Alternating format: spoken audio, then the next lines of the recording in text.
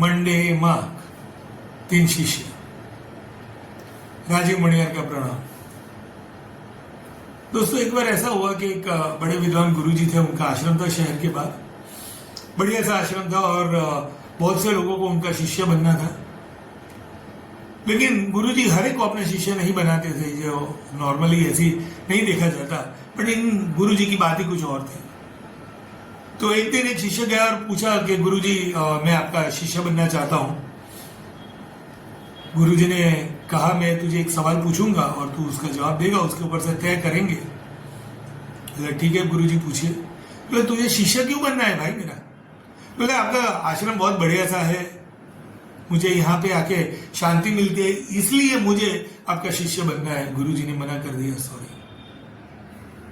दूसरे दिन दूसरा शिष्य गया गुरुजी के पास और पूछा कि गुरुजी, मुझे आपका शिष्य बनना है।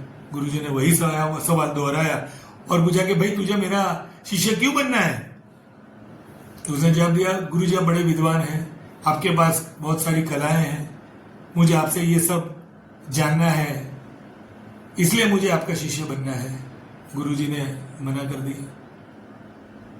तीसरे दिन एक तीसरा युवक था, वो शिष्य बनने के लिए गुरुजी के पास गया।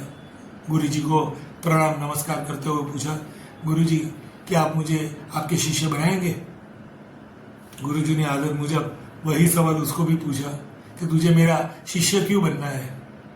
उसने कहा, गुरुजी ये बात ऐसी है कि आप बड़े जानकार आदमी हैं, बड़े विद्वान हैं, आपके पास बहुत सारी कलाएं हैं। ये कला सीखने के बाद, आपसे जानने के बाद और सीखने के बाद मुझे यही कला जो है वो अपने जीवन में उतारनी है, ताकि जैसे आप और लोगों का भला करते हैं, मैं भी लोगों का भला कर सकूं, इसलिए मुझे आपका शिष्य बनना है। गुरुजी ने उसे अपने शिष्य के तौर पे स्वीकार कर लिया। हमेशा दोस्तों ये होता है कि हम जब भी बिजनेस करते हैं या कोई रिश्ते में होते हैं तो दोनों तरफ की बात नहीं सोचते, हम सिर्फ हमारी बात सोचते हैं। तो गुरुजी यही कहना चाहते हैं, आज के मंडे मार्क द्वारा मैं यही कहना चाहता हूं कि सिर्फ और सिर्फ अपना ही हेतु ना देखिए, साथ में सामने वाले का भी हेतु देखिए, उसका भी पर्पस जानिए। उसका पर्पस जानिए, क्या वो दोनों एक दूसरे का सही मेल मिलाव रखते हैं, और अगर होता है और यही सोच के साथ आगे बढ़ते रहिए एंड मेक योर मार्क।